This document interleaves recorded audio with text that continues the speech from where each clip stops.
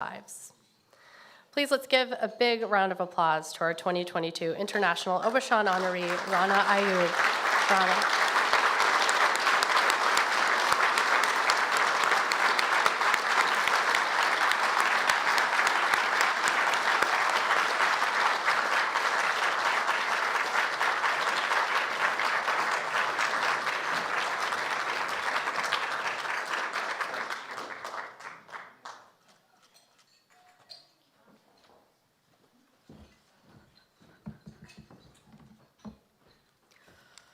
Good evening, everybody. It's a safe space, I think, for me to speak in a room full of journalists who will understand and not pick my word out to chart me with sedition or war against nation. But to begin with, without getting into thank you so much to National Press Club, to Jen, to Bill, for this honor. Like Jen said, the day they called me to announce that I am the recipient of the Aubuchon honor this year, I was in hiding because one of my colleagues, a journalist, a friend of mine, who's a co-accused with me in a case, was behind bars for a tweet he wrote 4 years ago. Ironic, isn't it, that people who preside over genocides are feted by the world, but those who speak truth to power have been asked to stay low profile. That's the sign of the times we live in. To begin with, it's a huge honor for me, and I would like to thank the Washington Post for having my back at a time when journalists in India and top editors in India, where I worked, where I held top positions, pretended that I did not exist, post-2014 when Mr. Modi became the Prime Minister of India. So thank you to the Washington Post for having my back through my toughest times. I would like to dedicate this award to a person who is not in our midst. Her name is Shireen Abu Akleh, a journalist who was killed.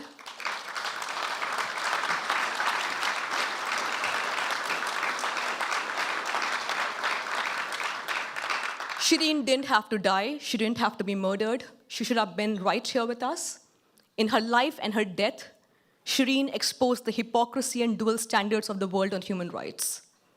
And that's the truth we all need to accept and understand, and more than ever before right now. And every time I'm in the US, people talk about India. When I tell them I'm from India, they say, oh, you're from the land of Ayurveda, meditation, yoga. Yes, it's true. Snake charmers, yes. I also belong to a country of 1.3 billion people, the world's largest democracy, with 220 million Muslim population who are now at the cusp of a genocide, right? I meet officials here in State Department and top officials, high-ranking officials in the US, and they say, Rana, what's happening? And I tell them, you know what's happening better than I do, right? And then I'm told, we know what's happening in India, but bilateral relationship vis-a-vis China and Russia, human rights be damned, right? Journalists be damned. And so ironic, 2 weeks ago, the US State Department was questioned about the immunity being given to MBS when he was traveling, and they cited the example of Narendra Modi, that even he was given similar immunity. So they did my job in a way. By comparing MBS with Narendra Modi, that's exactly what I've been doing. Right? Trying to tell the world that the man who you put on the cover of The Economist and Time is a man who has blood on his hands. He has. In 2002, 1,000 Muslims were massacred in a span of 2 days when Mr. Modi was the chief minister of Gujarat. And we never even thought it as a joke that this man will become the prime minister. So much so the United States would not allow him entry into the US. And now you look at him. He has just taken over the presidency of G20. For this very speech, my country will tell me that I'm unpatriotic. I believe that I love India more than I love any other country in the world. I love my country, which is why I'm here risking everything to speak, because this could potentially be my last trip out of India. On the 13th, in a week from now, I will know my fate. I know if a non-bailable warrant will be issued against me. I don't know if I'm going to be arrested on arrival. As soon as I got here, a charge sheet was filed against me, which means I cannot leave India after this. I'm going to use this opportunity to tell you the story of India in a gist. It's a big story. In a gist. So when I leave, I know that some of you will speak about this story that the world needs to hear urgently. It's a story not just about the persecution of Muslim minorities. It's the story of India, the world's largest democracy, sliding into a state of fascism. India's Home Minister, Amit Shah, was a man, unfortunately and fortunately, I put behind bars in 2010 with my investigation when I published It's Called Records. I was about 25. And then I went undercover with 8 cameras on my body, posing as a Hindu nationalist girl for American Film Institute Conservatory. I went undercover and I met all the high-ranking officials in the Modi government, including Mr. Modi himself. And that investigation was killed.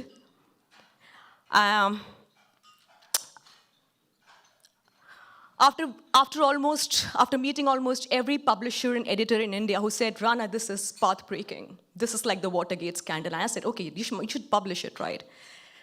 We could, but things are tough. And I understand that, right? We don't have an independent press in India anymore. The world's largest democracy, the Prime Minister of India, has not taken a single press conference in the last 8 years. The Home Minister of India, the most powerful man, recently said that the 2002 genocide of Muslims, Mr. Modi taught the anti-nationals a lesson. Shouldn't the world be outraged? What will it take for the world to be outraged is what I keep wondering all the time when I come to the US, when I travel the world. What will it take for the world to understand that we are looking at the world's largest democracy, the land of Gandhi, right? But at this point of time, his assassin is being worshipped. Gandhi's assassin, people want to build a bust of him. We have a prime minister who routinely dog whistles against Muslims. You're all eating beef here, right? A beef steak? You could be killed for eating beef in India, especially if you're a Muslim. The number of Muslims who have been lynched in the last 8 years of Mr. Modi's government for just allegedly consuming beef. And that's just one of the things that has been thrown at India's Muslim minority. Why am I attacked so much? Because unfortunately and fortunately, I also happen to be a Muslim and a woman. How dare I speak? How dare I speak in a country which does not consider me an equal? How dare I speak in a country where I'm supposed to be a second-class citizen of the country? So I'm here in the United States receiving this award, trying to feel less alone at a time when I do feel very lonely. This year, when the government filed money laundering charges against me, the Indian media just had me as the story, when my entire life and my entire family was made a free-for-all. There were television cameras parked exactly right opposite my house saying, we are getting first visuals of Rana Ayyub's house. I don't have a private life. When I go for a walk, I feel, when my neighbors look at me, I feel like, are they judging me? And I feel like all the time. Both my brothers have lost their job because of the call that I have taken to be a journalist. Both my brothers, who are publishers, are no longer in office because they got to know that they're my siblings.